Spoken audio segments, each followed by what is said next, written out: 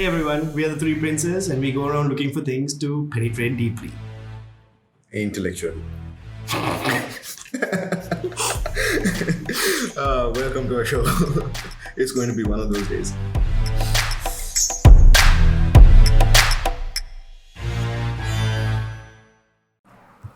Mira. Okay, we are actually doing this again. And the answer to that is a fuck. So, guys, we had a monumental fuck up. Colossal fuck up because we just recorded the first half of this entire conversation and Found out the audio wasn't recording. Season 2 is a great start. we will introduce him in a little bit. We will introduce him in a little bit. You are in film. This happens. Monumental fuck ups. What are the biggest ones and how have you dealt with them? With patience. That's the first one. One of the biggest fuck ups that happened on set. It's probably when one actor decided to be a diva and didn't want to come out to set anymore because they didn't like their costumes at the end. And we just deal with patience. And we send the producer there to talk to them. Which is you. No, that time it was not me. Thank God. Because I'll be pulling that person by the hair to set. And we just, but that's the thing. Arts and films, it's all about troubleshooting. It's all about the challenges you face and how you fix them. And that's how you learn from it, basically. But somebody would have been fired if this happened. Did somebody get fired? No, if this happened. If someone forgot to put Okay. So guys, the monumental fuck up is we didn't record the first half of this interview. So we have the video, but we don't really can't have audio. So again, I'm reintroducing Moe Rai. I said the name right, eh? Yeah. Okay.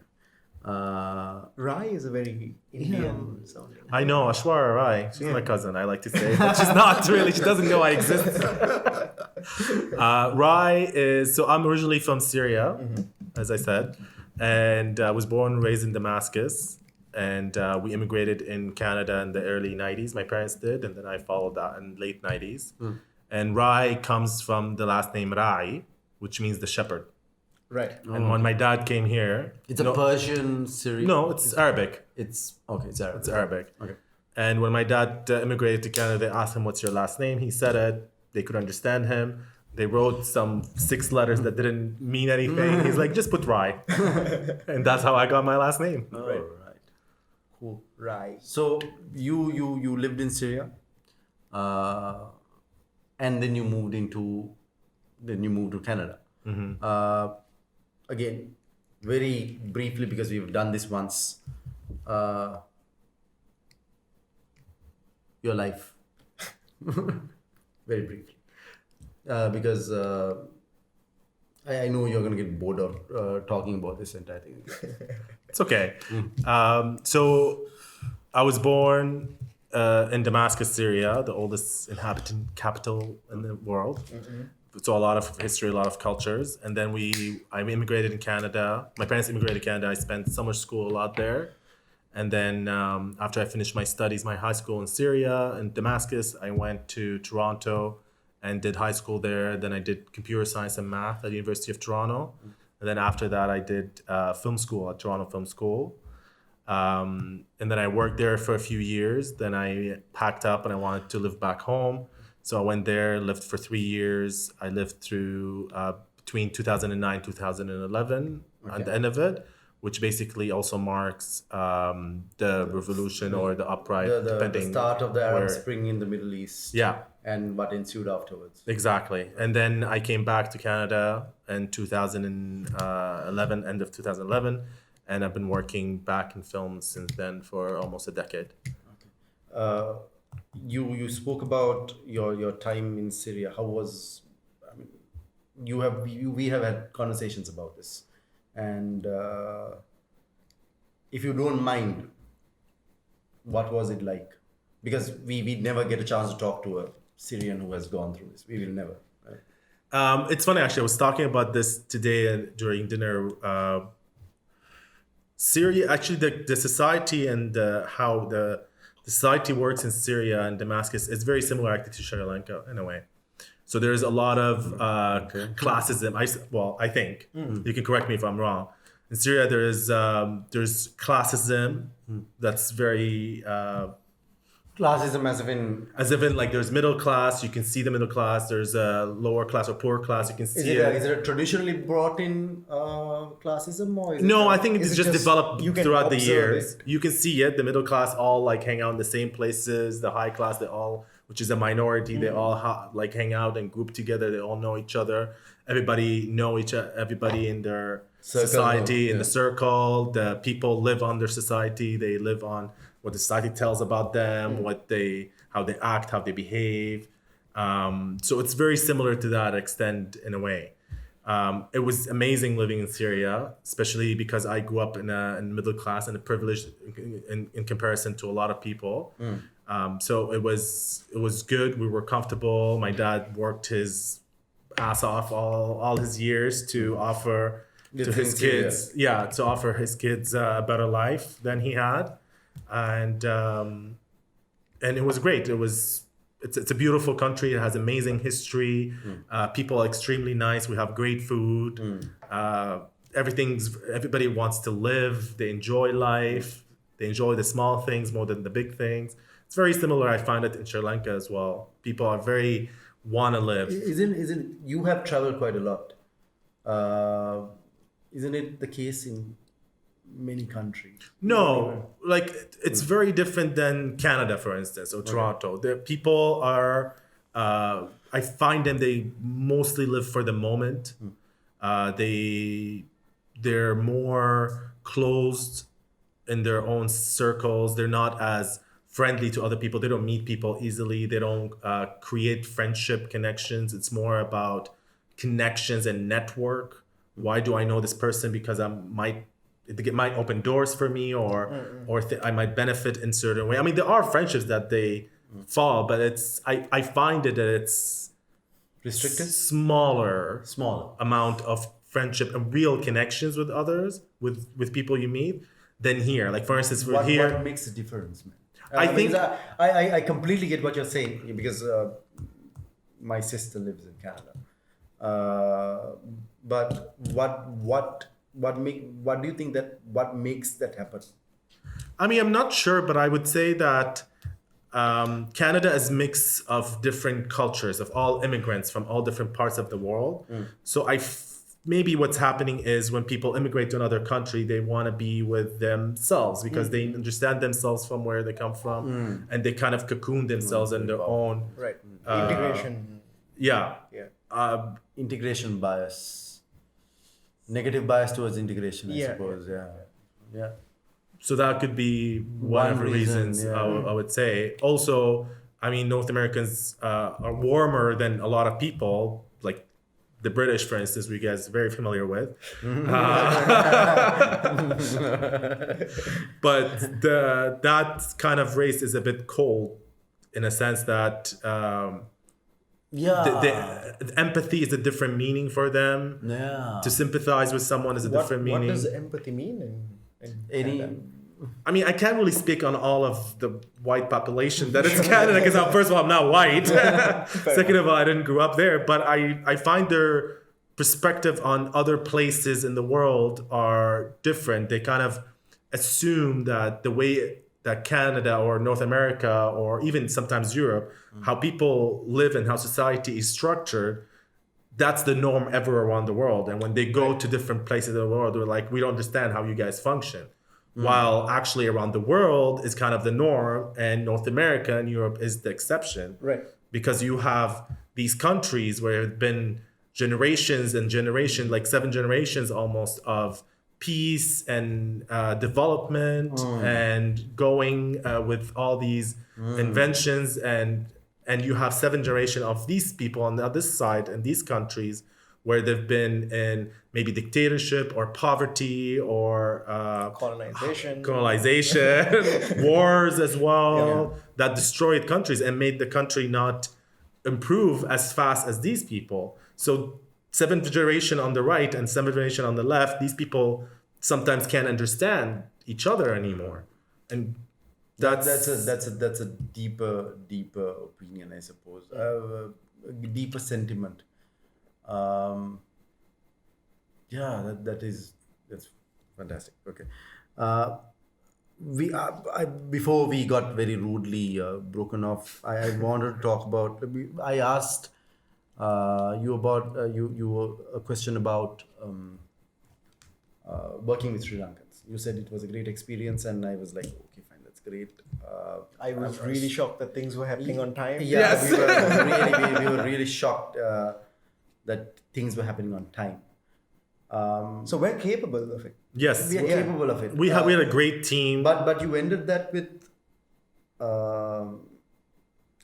the thought that I was pondering on at that point was there's a work ethic that has to be met everywhere. Yeah. In arts, in fine arts, this is purely an opinion. I don't know whether it's true or not because I think there may be artists that work their asses off. There's a divergence of strong work ethic, but in film you have to have a strong work ethic. What is your ethic? How do you approach work, and how do you build on work on a purely I need to achieve this sense? I mean, I try to believe in that a person from his mistakes they learn and they need to improve on that, not just try to keep doing the same mistakes. So every project for me is a learning experience. And my motto is always to be kind, to be fair, and to be responsible. Kind of fair, because there are two different things. And fair. I always I make a very clear distinction. Me as a professional I make a very clear distinction. So, kind, not always, because there are places that you can't be kind. Fair, always, absolutely, at any given time. Is there a big difference for you? It is. Kind is, well, especially, let me explain why I say kind. Basically, in film, the whole film team or the film structure comes with people from all different places of the world or societies or classism. They all come and unite and you work with all these people. So you have the people who might have university degrees or college degrees. You have the people who are just drivers. They don't know anything about the art, for instance, or they're not of that society. And you have the actors who are diva sometimes, or they have their own characters that you have to help and manage. So it's a whole melange of all these characters and people. So you have to be kind to people. And that's where kindness comes in, because you don't know where anybody's coming from.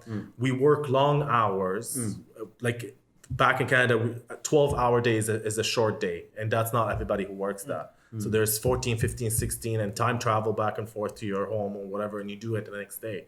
So people come with a lot of stress, with a lot of overworked. So they snap, they have different clashes and whatnot.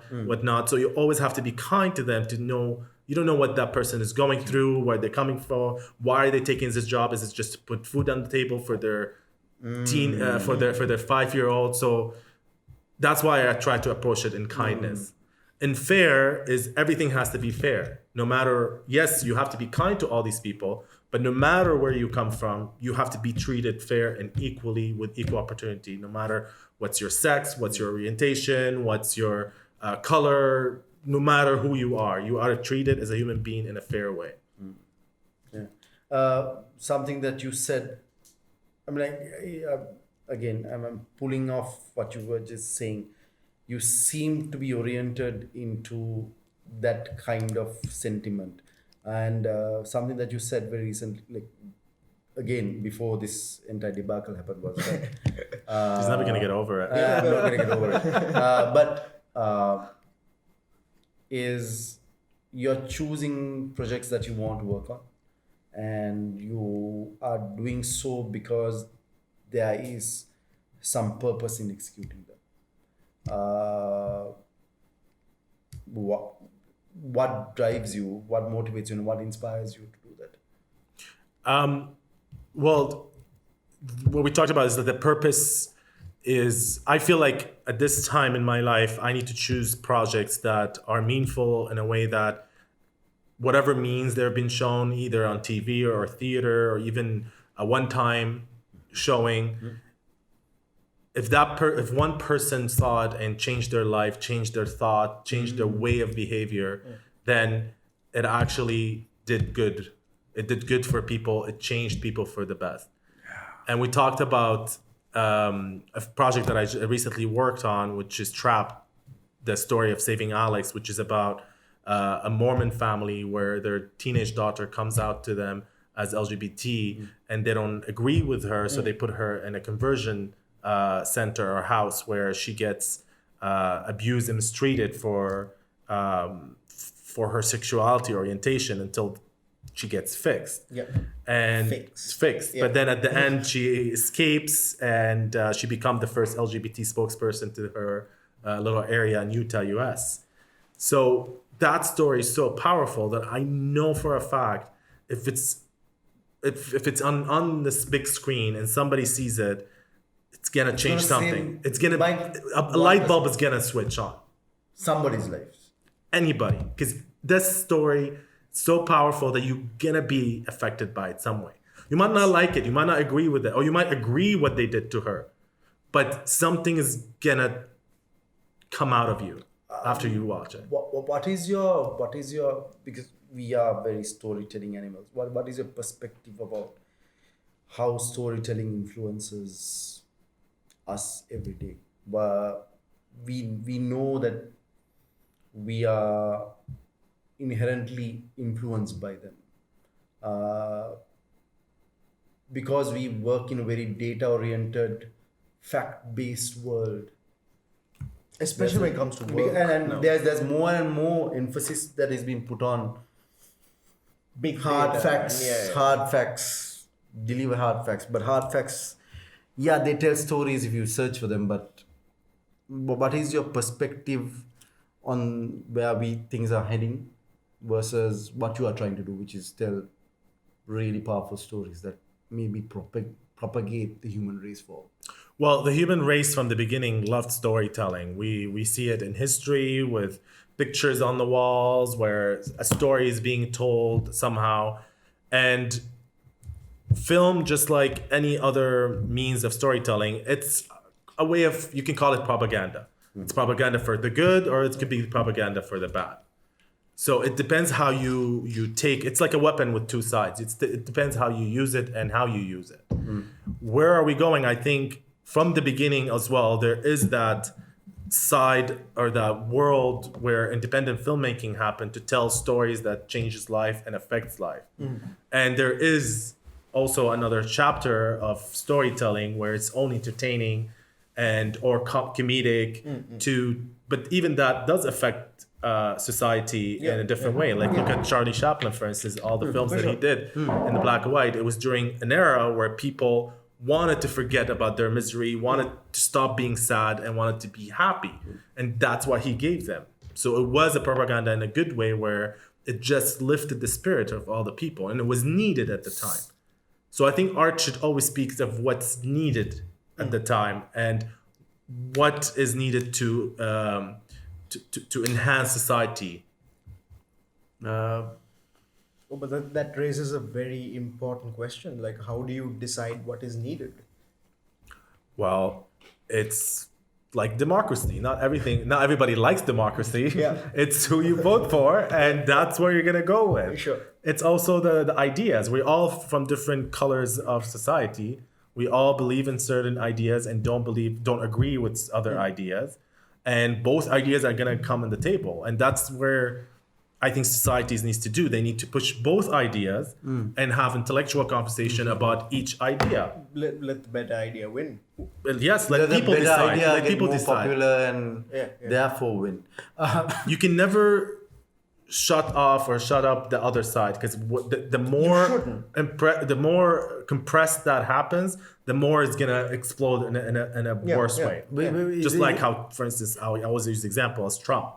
Yeah. That's how you oppress a lot of different kind of people. They weren't heard. You haven't been seen, and they wanted to be seen, and that's what we got because of it. Was that what happened in the Middle East as well? I mean, in the Middle East has always been a tricky situation politically. After the war, we had, after World War II and after the bigger powers of the earth, of the world, decided to split the world and everybody take stuff, I think the Middle East, they just put people that controlled people but did not mean well for the people.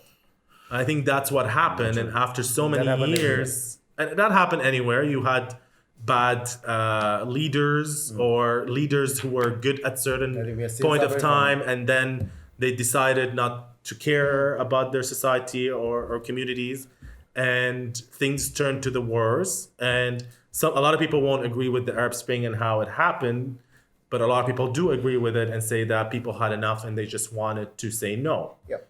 A lot of people say, but that's not the way. It should have been more gradually and easy. But a lot of people didn't see any hope other than any other way. Right. Which is tricky because, like, for instance, what happened in Syria could have would something else have happened if some people took a different route? Maybe. Yeah, maybe. Yeah, maybe. But now this is what happened, and now this is what we're living on. This is the world we're living on. This is what we have to contend with. Yeah. Okay, coming back, I think Syria is a very deep subject for you, and we can talk about it for a long time because I spent some time. You experience some scenarios that you have been in, and they have been, in my view, horrific when we went through a war as well. But I don't want to go there. This is not a situation for. This is not a conversation about what happened. You spoke about something like a project that had real, proper social meaning at the very bottom and at a very high level. Can you tell us again? Very sorry about this, but can you tell us again what it was? Because when I heard it, it was what genius at both ends of the spectrum, and I'll talk about the both ends of the spectrum. So there's the project you're referring to. I worked on in 2012 and 2013, which is called. It was part of a project called City Life Film, where this police officer, this retired police officer who comes from bad neighborhood from Toronto where the kids are on the street or maybe selling drugs and whatnot. He gathered them all and he put them in this workshop that's 6 to 8 months where they were mentored by renowned filmmaker, experienced filmmaker in the industry. And their stories, their real stories about themselves got developed and nurtured. And What happened? Yeah. where the stories got developed and nurtured. And this production company came and sponsored 3 of those stories and fully produced them. And it was real stories about people, about themselves. Like one of the stories was about human trafficking that happened to one of the filmmakers and her mom when they came from Korea to Canada. Another one was about this pregnant teenage girl where she was kicked out from her home because she was pregnant. And you see it, like we're filming with the actress who we put a belly on her to look like pregnant, and the director is pregnant in front of us. It's like goosebump everywhere. So it's real stories, and it was amazing voices to be told about these individuals. And what's amazing was all these people who are professional in the industry all came to the table, forgot about their egos and their high horses and everything, and they all went to support that young talent and take them like a baby, step by step through the whole process. It was very, very inspirational. And that's, I think, what made me realize that I can be the agent of good change using this weapon with this film. Which is something that we talk about as well. Like I know you find advertising deplorable, but I don't find advertising horrible. Advertising is another weapon like any of these weapons that we use. I mean, it reached a lot of people. It reached people easily. It reached all sectors of the people, majority of people. But I believe that it depends on the company that is sending that message, and what is the company's agenda, and what is the company's money of all this profit is being invested in, and all this thing. Like, for instance, if I work in ads, I won't work for a cigarette company, even though I smoke cigarettes at this moment. But I won't work for a company that advertises for that. I would work for a company that I know what's their portfolio like, and what's their mission, vision, and values. yeah. That's very interesting because brand matters a lot to him. Yeah. The construct of a brand, Yeah. whether it's considered good or bad, essentially in the very gray, black and white spectrum matters to him, and that's how you attract good talent as well, right? Yeah, we need you need. Again, what happens is, I think on an ongoing basis is more and more companies are trying to be ethical, and that I think there's a virtuous cycle that gets spread where There's a certain more profitability. ethical people are coming into business because they want to exact change, and while they can't do everything, more things are getting done. And something I And now actually, because of stories like his, you have a certain profitability when it comes to ethical behavior. sorry, something that I want to talk about. I want you to give some advice to young artists that are starting out. That not so artists, producers, whoever wants to work in things like film. In Sri Lanka, you can't make money out of it. You can anywhere you can make money out of film. Film is a bad business to make money. If you're thinking of making money, like if you're an investor, I'm sorry for all these artsy people out there, but film is not to make money. But you can make money as a worker. If you work in the industry, you can. And my advice will be for anybody who is in the arts, if you really truly believe that you are resilient and you are patient enough to spend time on yourself to gain those fruits after, then go do it. And you will gain your fruits after. You are one of those cases. I mean, I think so. So delayed gratification is very important. It is, and patience. You have to be patient. And again, I use this word again, kind to yourself. You have to be kind to yourself.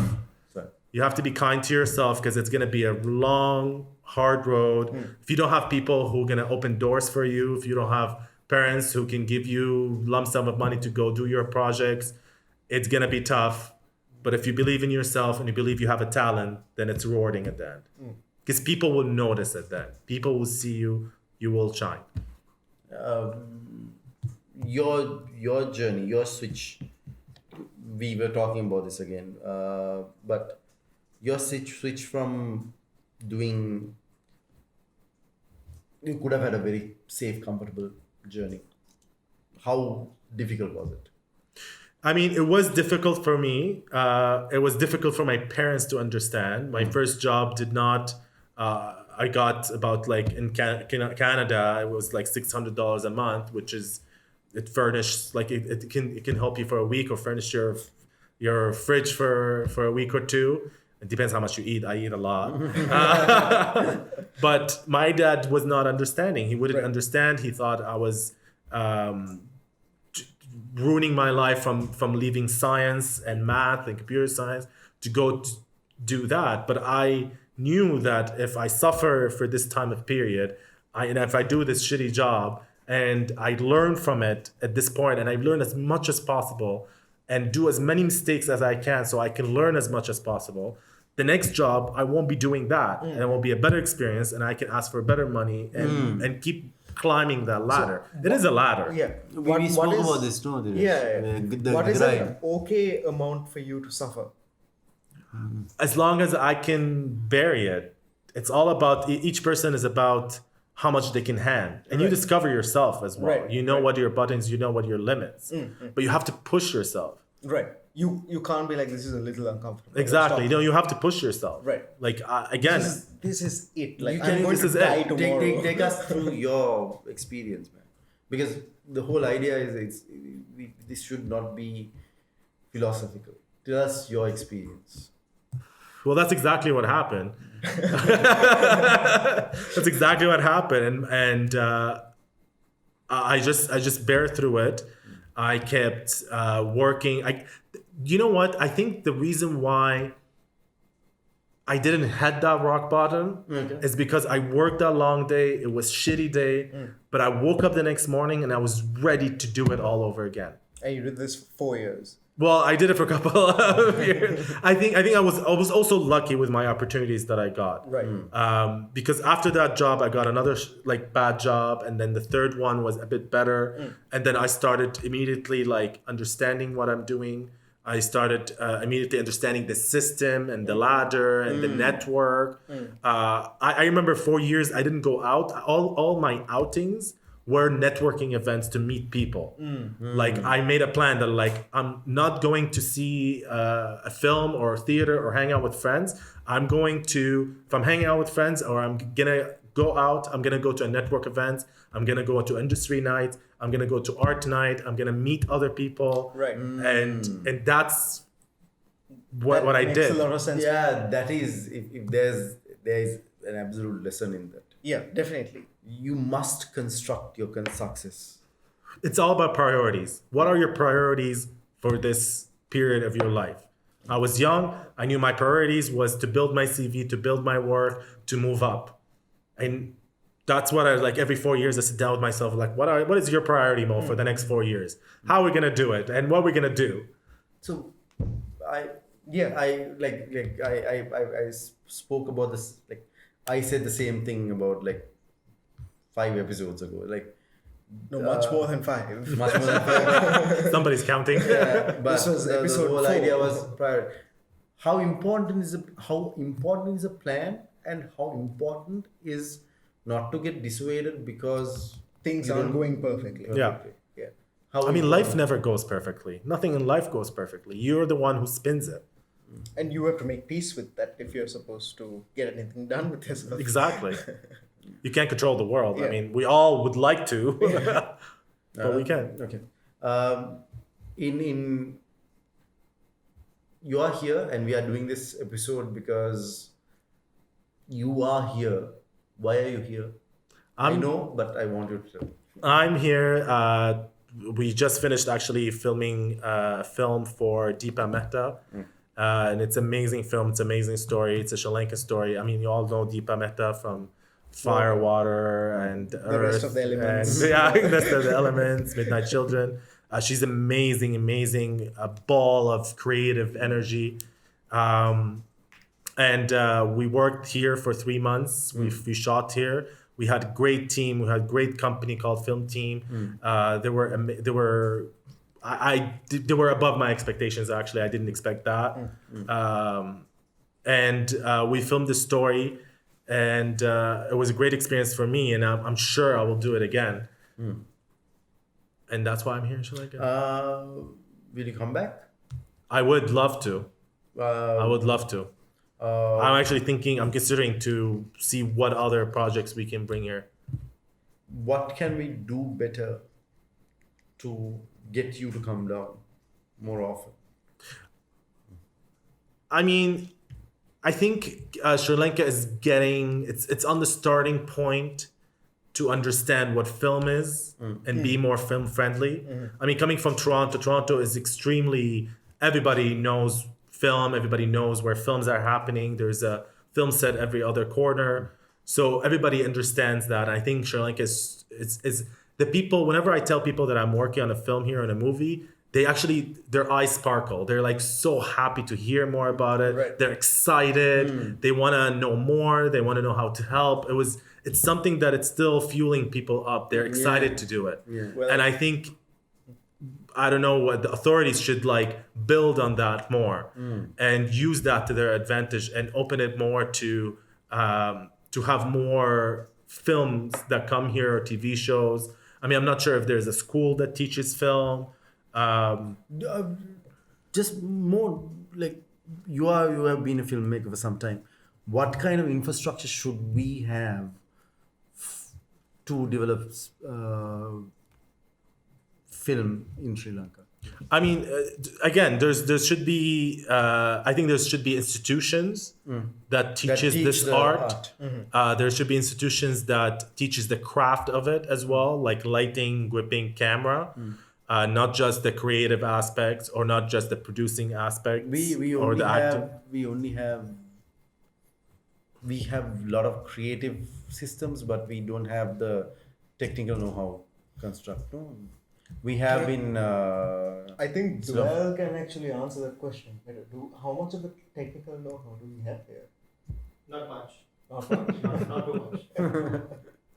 I mean, there is some, but it's certainly lacking in many ways. For example, post production is one of those things that is super powerful that isn't very well understood here. Other than the basic grading, even color grading in itself. I have seen personally some studios grading with screens that are not calibrated, so I don't know what they're trying to do. So I mean, stuff like this. There aren't many like professional color calibrators here. So one example. But that could be for. I mean, film. It's usually always the question or the answer that always we talk about is money and financing. So sometimes people don't do those steps of grading because of financial needs that they want to spend it somewhere else. Like for instance, I'll take it. I'll use Canada for instance as an example, and how the Canadian government and have helped the industry to nourish. The first thing that they did grants. There's a lot of grant system where they give you money, you don't have to pay it back for all kinds of art, which is amazing. Right. So that could be film, that could be illustration, that could be theater, that could be music, that could be dance. All these money that the government basically just funds people. Right. I mean, there's always the conversation that it's not there's enough. a but- government allocation for creating art. Correct. There is government allocation to creating art.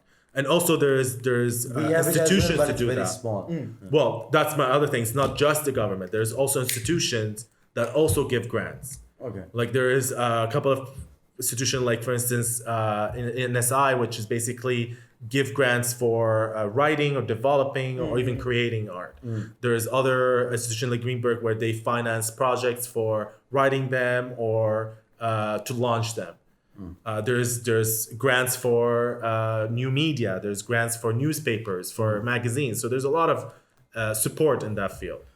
Another thing that Canada did is something called tax credits or tax rebate, which is basically it's a percentage. For instance, if you spend $1 million, let's say, there is about 35% you get on the Canadian side. So no matter where in Canada you spend that, and there is about 15 to 16 on the Ontario side. Okay. So whatever you spend in Ontario, you get part of that back. So a lot of people, that's a big incentive. Right. And that's what brought a lot of Americans to come to shoot in Canada. First of all, of the tax credit. Second of all, for the difference in the currency, money currency, because the Canadian dollar is a bit cheaper than US dollars. And third of all, because there were infrastructure. And that's what the third thing I want to talk about, which is infrastructure. There are offices, there are studios, there are a couple of vendors that do the latest cameras. They have the latest cameras. They have the latest lights, the latest cranes, and also like post houses and all these other things where people can come. It's a one city shop where you can shoot, post, edit, and go take it.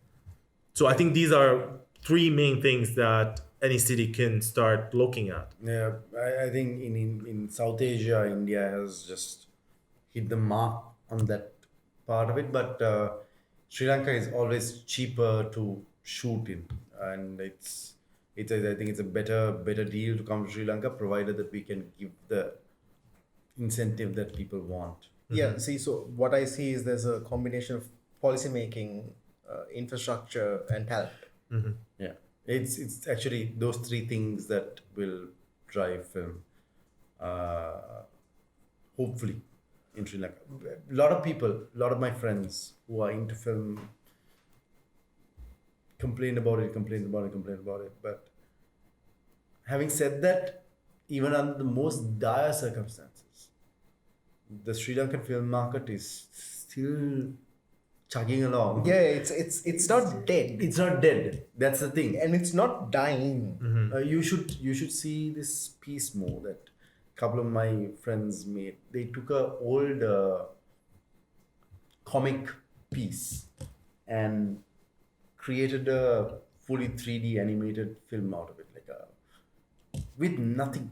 With nothing. It took them 7 years. We have a similar situation where Zoel and I work with a bunch of guys called Prove, Prube, and they write their own comics and then they film their own short movies for the comics. It's amazing. Like they're the ones who did the one shot take that I showed you a couple. Oh yeah. I showed you as well. Yeah. And Yeah. So But let me ask you something. Is there a lot of people who go to theater and watch Sri Lankan films? Yes. Or how do Sri Lankan films get to the people? So theater entrance is about 12% of the population. It's not a lot. It's fairly small. That's largely because we don't have good theaters, and the average Sri Lankan watches more English and Hindi movies than they watch Sinhala movies. Or Tamil movies for that matter, or Tamil movies constructed in shot in Sri Lanka. Now that you mention it, a lot of the Sinhala movies I watched because my old music teacher used to compose the music pieces for it. Hashama Kalanda. Yeah. Anyway, Because we do have that as well in Canada, where a lot of people don't go to like Canadian film, or not many people go and see it, unfortunately, and the government tries to help with that. I've actually watched a purely Canadian film. It's called Design Canada. And what did you think? It was pretty good. Like I saw everything from, I think it was the northwestern side where they have sort of an Irish accent, Yeah. all the way, sort of kind of Yeah. Irishy accent, all the way down to the western side West where Coast. where it's a whole different thing. It's a whole different. Yeah, that's true. Canada has a lot of different cultures and different areas. you can't imagine that about Canada, right? No, I just before that I had one idea of what a Canadian person was, but then this movie But then opened me you- up. Yeah, What's your idea about Canadian person? really polite. It's very true. It is. That so far I have not been disappointed in. But I think towards the mining towns of Alberta, you get a little bit more gruffier. But beyond that, no. I didn't know Mike Myers, I think, Yes. is from Canada. Jordan Peterson is from Jordan Peterson is from Canada. Jordan Peterson is one of our Yeah. all-time. He teaches at the UOT, professor of psychology. Yeah. Yeah. Anyway, so it has been a great conversation. I think on that note, thanks Mo. Thanks. Very sorry about the little fuck up we had. No problem. Little And sounds like a rapper. and I'm really waiting to go and see the project that he was on. And Okay, no. Before we leave, I have one question for you. Go for it. There's a movie that has your credits on IMDb called Portal from Hell. Oh my God, that's an amazing film. Okay, so that film, it's a short film with wrestler Rowdy Piper. I don't know if you guys remember him Wow. from the 90s. I love him. I got the chance to meet him. It was a volunteer project. Nobody got paid on this project. It was an amazing short film. I got to meet him. He's an amazing guy. It's a sci-fi about him opening portal to hell by accident and then trying. He's a generator working on an apartment place, and him and his neighbor try to close the portal of hell. And it's just amazing. It's a short film. We were trying to do a feature. They were trying to do a feature film out of it, but unfortunately Rowdy passed away.